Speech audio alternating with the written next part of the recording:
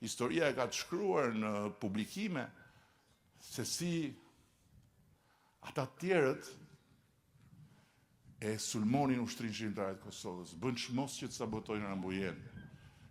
I konsideronin ushtarët dhe udhëheqësit e ushtrisë shqiptare të Kosovës terroristë, haptas në gjuhën shqipe. E pra, ja se si historia në momente të caktuara përsëritet në forma të ndryshme dhe për arsye të ndryshme. Por që t'i thuash kësaj partije, që t'i thuash kësaj force politike, që t'i thuash kësaj shumice qeverisë së sot, që t'i thuash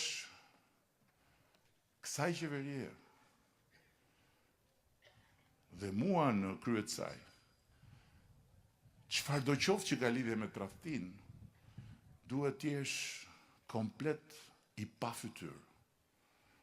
Pa fytyr, pa din, pa iman, pa fe dhe pa ade.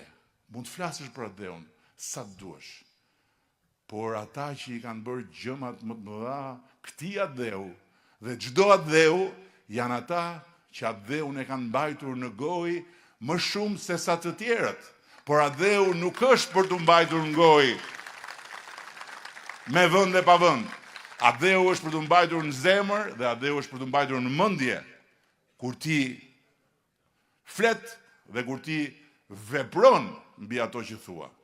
Se adeu në gojë, e dini kush e ka pasur më shumë nga të gjithë në historinë e Europës.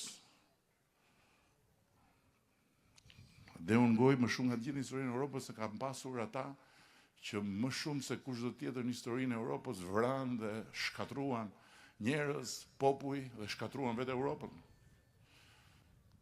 Se kështu funksionon.